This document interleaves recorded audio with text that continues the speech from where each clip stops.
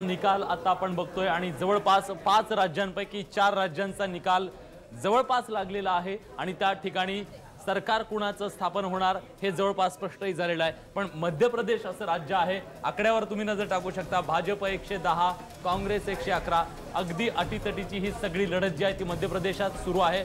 मध्य प्रदेशात भाजप 110 जागांवरती आघाडी त्यांनी घेतलेली आहे आणि अत्यंत चुरशीचा सामना तिथे होतोय। 2013च्या तुलनेत भाजपला 55 जागांचं नुकसान झालेलं आहे। थोडं नाहीये हो, कारण राजस्थान हा भाजपचा कदाचित बाहेर जाऊ लागू शकतं अशीच परिस्थिती राहिली तर, कारण काँग्रेस अजूनही एका जागेने पुढे आहे आणि बसपा भाजपला साथ देणार नाहीये तर ते काँग्रेसला साथ देणार आहे। त्यामुळे त्या जागा सुद्धा काँग्रेसच्या पदरात जाऊ शकतात। त्यामुळे अजून सत्ता मिळवण्यासाठी भाजपला मोठा संघर्ष करावा लागणार आहे शेवटच्या क्षणी। त्यामुळे शेवटचं राज्य भाजपला वाचवायचं असेल तर फक्त आकड्यांवरती नजर ठेवून सगळे भाजपचे नेते मंडळी बसलेले असतील की कधी हे आकडे वाढताय, जास्तीचा आकडा आपल्याकडे कधी पडतो याकडे सगळ्यांचंच, मोदींचं देखील लक्ष लागलं। नक्कीच जसं आपलं लक्ष आहे तसं प्रेक्षकांचं सुद्धा आहे की भाजप आणि काँग्रेस मधला तो आकड्यांचा हा खेळ, सत्तेचं समीकरण। ज्या भाजपच्या जागा कमी झालेल्या 55 तर काँग्रेसच्या जागांमध्ये 53 जागांची वाढ झालेली आहे हे देखील बघायला मिळतं। त्यामुळे कुठल्या जागा नेमका कमी झालेल्या आहेत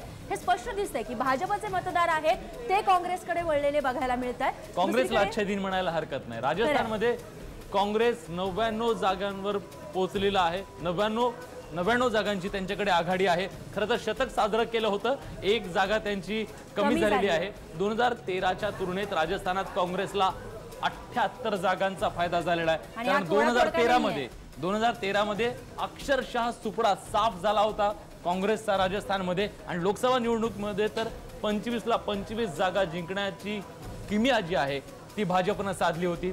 पण बघ 2014 ते 2018 पर्यंत किती दारुण अवस्था तिथे निश्चित। आणि फक्त 74 जागांवरती सध्या भाजप आघाडीवरती आहे। परिवर्तन रॅली वसुंधरा राजेंनी 2013 मध्ये काढली होती।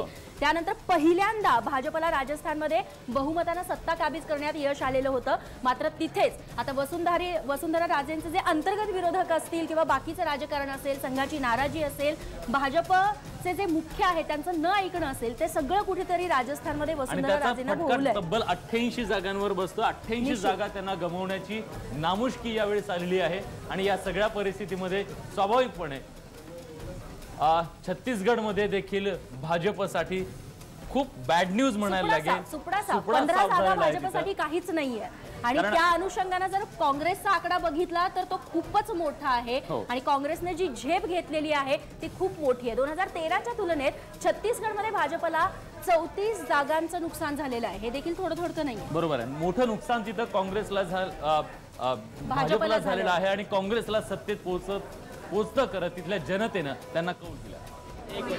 सारे विषयों को लेकर पार्टी के अंदर बैठेंगे, चर्चा करेंगे, किन किन विषयों में कहाँ कमी है उसकी जानकारी लेंगे, उसके बाद ही भारतीय जनता पार्टी का चुनाव 19 में लोकसभा आएगा और लोकसभा में हम फिर से पूरे 11 में से 10 और 11 सीट जीतेंगे।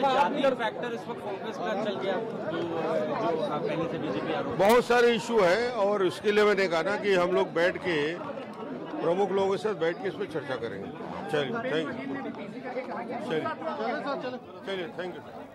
तर छत्तीसगड मधली सत्ता गमावलेले हे होते रमण सिंग, माजी मुख्यमंत्री, ज्यांनी 15 वर्ष छत्तीसगडवरती एखादी सत्ता गाजवली।